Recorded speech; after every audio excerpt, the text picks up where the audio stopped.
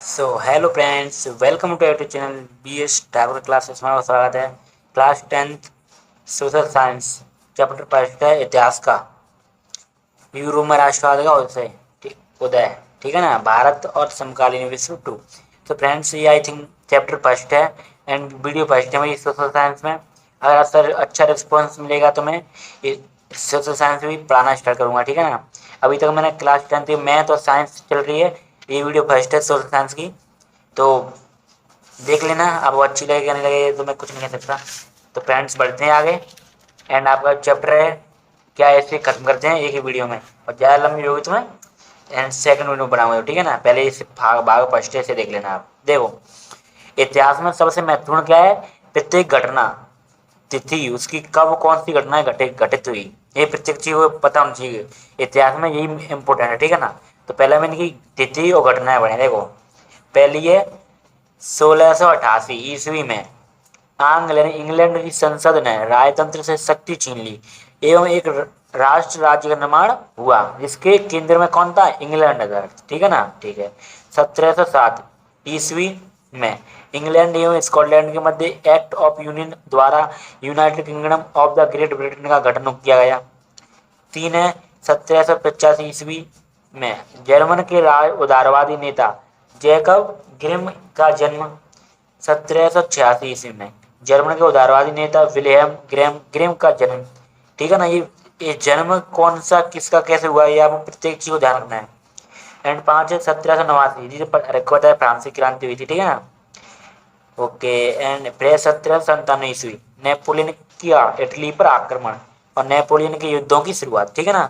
तो कब शुरुआत हुई थी, 1797 में नेपोलियन के युद्धों की शुरुआत। आगे बढ़ते हैं हम, तो 1801 ईस्वी आयरलैंड को बलपूर्वक यूनाइटेड किंगडम में सम्मिलित किया गया, ठीक है। 1804 फ्रांस में नागरिक संहिता का निर्माण किया गया। कब किया गया था, 1804 में, जिसे नेपोलियन की संहिता के नाम से भी जाना जाता है।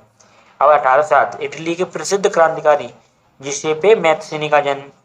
1812 में ग्रीम्स बंधु जैकब ग्रिम और विलियम ग्रिम की लोक कथाओं की कहानियों का पहला संग्रह प्रकाशित। तो फ्रेंड देखो, ये 1814 से 15 ईस्वी यानी कि 1814 से 1815 ईस्वी में नेपोलियन का पतन यानी नेपोलियन का शासन खत्म हो गया, ठीक है, एवं वेना शांति संधि। फिर है 1819 है 1819 ईस्वी में लुएजे ऑटो पीटर्स का जन्म। 1821 ईस्वी में यूनानियों के स्वतंत्रता संग्राम प्रारंभ, ठीक है, और हो गया था। 1830 ईस्वी फ्रांस की जुलाई क्रांति। 1831 में रूस के विरुद्ध सशस्त्र विद्रोह। 1832 में कुस्तुनतुनिया की संधि ने यूनान को एक स्वतंत्र राष्ट्र की मान्यता दी। कि कौन सी संधि ने दी, कुस्तुनतुनिया संधि ने, ठीक है ना। ये ध्यान रखना है। और कब दी, 1832 में, ठीक है। अब है 1834 ईस्वी में प्रसा की पहल पर एक शुल्क संघ, जिसे जॉल की संधि भी कहा जाता है, ठीक है, की स्थापना, जिसमें अधिकांश जर्मन राज्य सम्मिलित हुए थे। 1848 फ्रांस में क्रांति आर्थिक समस्याओं से परेशान कारीगर, औद्योगिक मजदूरों एवं किसानों की बगावत, मध्यम वर्ग द्वारा संविधान तथा प्रतिनिधित्वात्मक सरकार के गठन की मांग, जर्मन जर्मन इतालवी पोलिश चेक आदि के लोगों ने राष्ट्र मांग राज्यों की मांग की। अब हम आगे बढ़ते हैं इधर आके। एंड 19 जो की स्थिति है वो है 1859 से 1870 ईस्वी, ठीक है ना। इसमें इटली का एकीकरण हुआ। किसका, इटली का। और 1861 में जो इमैनुअल द्वितीय था उसे एकीकृत इटली का राजा घोषित किया गया, ठीक है ना। अब 1866 से 1871 ईस्वी में जर्मनी का एकीकरण हुआ। जर्मनी और इटली में बहुत मोस्ट, समझ लो ना, आपके पेपर में ये इटली पे आएगा या जर्मनी में, ठीक है ना। इन्हीं के ऊपर नीचे आ जाएगा, जैसे जलब्रांड की स्थापना, नेपोलियन संहिता, घूम फिरा के आएगा।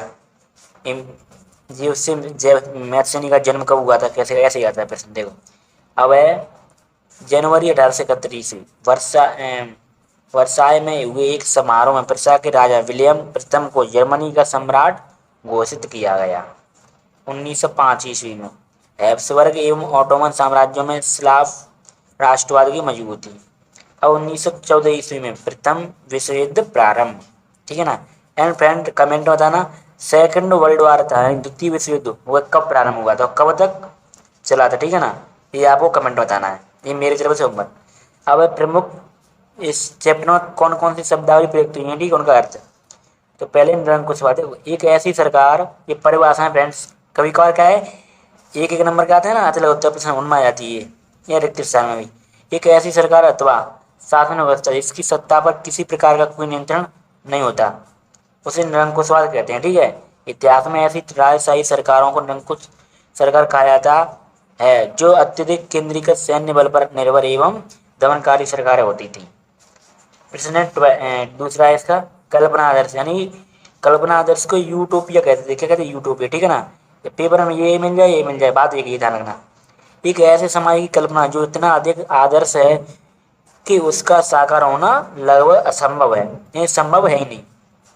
तीसरे जनमत संग्रह, एक प्रत्यक्ष मतदान जिसके माध्यम से एक क्षेत्र के समस्त लोगों को किसी प्रस्ताव को स्वीकृत अथवा अस्वीकृत करने के लिए पूछा जाता है, ठीक है ना, उसे कहते हैं, उसे जनमत संग्रह कहते हैं। पूरा राष्ट्र, देखो समान नस्ल भाषा धर्म एवं क्षेत्र है।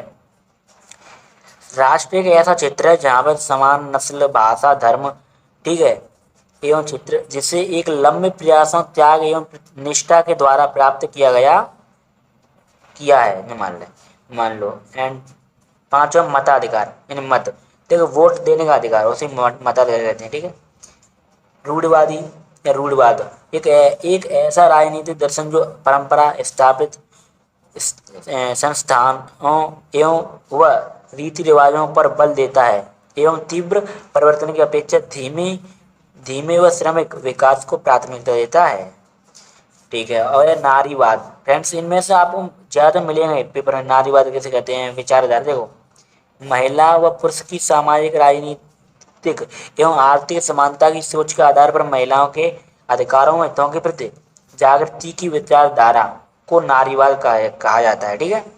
अब विचारधारा एक विशेष प्रकार की राजनीतिक एवं सामाजिक दृष्टि को इंगित करने वाले विचार का समूह या विचारों का समूह।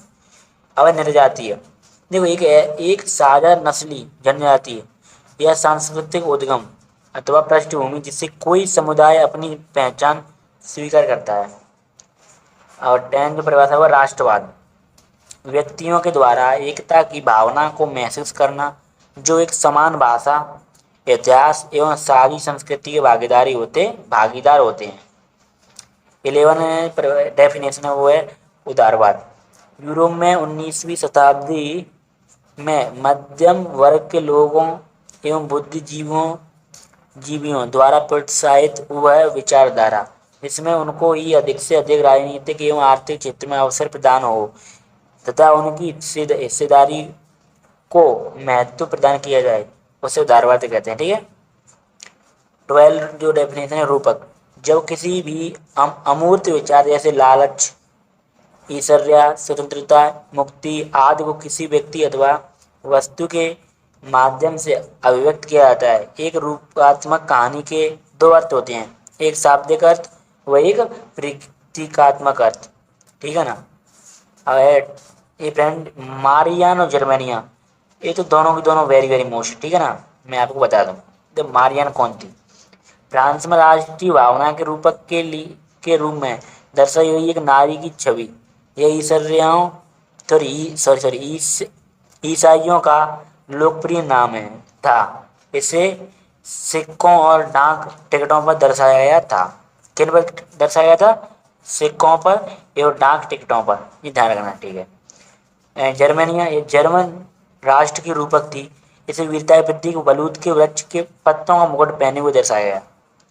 15 राष्ट्र का मानवीकरण, एक देश को इस प्रकार चित्रित करना कि वह कोई व्यक्ति हो, वाह, ठीक है ना, उसे राष्ट्र का मानवीकरण कहते हैं।